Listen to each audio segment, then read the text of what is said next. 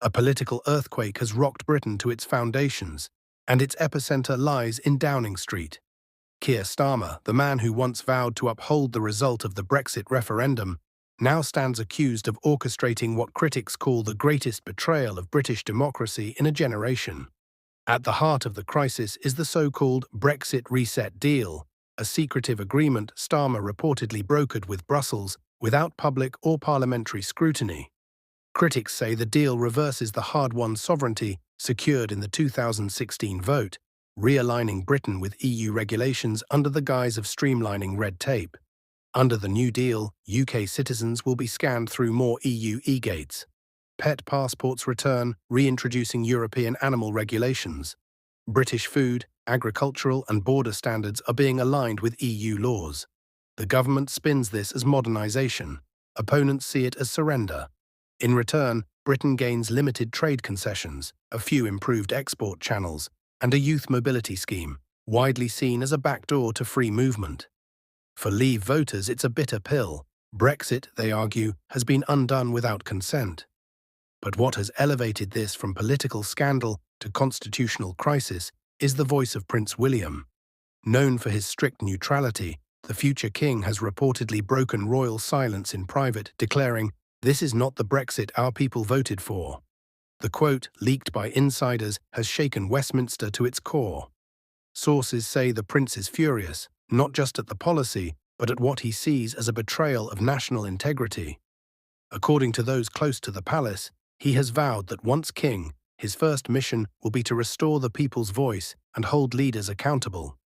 Nigel Farage has slammed the deal as Brexit in name only, and Reform UK is surging in the red wall. Labour, once stable, is now fracturing. Angela Rayner is said to be furious at Starmer's unilateral decisions. Backbenchers are whispering about leadership coups. Chancellor Rachel Reeves is under fire for her £40 billion tax hikes, which critics say are crippling small businesses and driving investors away. Inflation is squeezing working families. Billionaires and foreign investors are fleeing. Christian Angermayer, a major tech investor, relocated to Switzerland, calling Reeves's non-dom tax reforms a death sentence for UK growth. Goldman Sachs executives have reportedly moved to Milan to avoid the tax environment. Starmer's approval ratings are plummeting. Internal Labour meetings are being held to discuss Reeves's future. She is reportedly threatening to expose cabinet-level pressure to push deeper into controversial tax territory, potentially dragging Starmer down with her.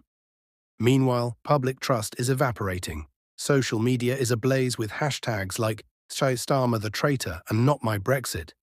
Recent polling shows Labour down by double digits within 48 hours of the deal's leak. The core question now isn't just about Brexit, it's about integrity, accountability and trust. Starmer ran on a promise to respect the referendum. Less than a year into power, he's accused of doing the exact opposite. Defence ties to the EU have quietly deepened, with reports of a £150 billion UK contribution to a new European defence fund.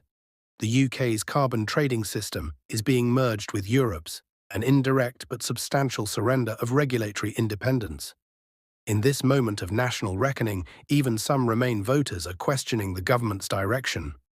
Was this the plan all along? Prince William's alleged intervention, leaked or not, has struck a deep chord. He isn't playing politics, he's defending the nation's constitutional soul. His stance, though unofficial, sends a clear message. You cannot rewrite democracy in secret. Labour is on the defensive. Internal rebellion is rising. Public confidence is falling. And Reform UK is gaining momentum as voters once again feel deceived by the political establishment. Rachel Reeves may soon become a scapegoat for Labour's missteps, but she's not going quietly. Insiders suggest she has documents proving Starmer and the cabinet pressured her into pushing harsher tax reforms. If pushed out, she may expose everything. Labour came into power promising stability, transparency, and an end to Tory chaos. But now the cracks are widening. Starmer's grip on leadership is weakening. Party unity is collapsing. And the voice of the monarchy, subtle though it may be, has changed the stakes. The deal with Brussels is signed. But the fight for Britain's future is just beginning.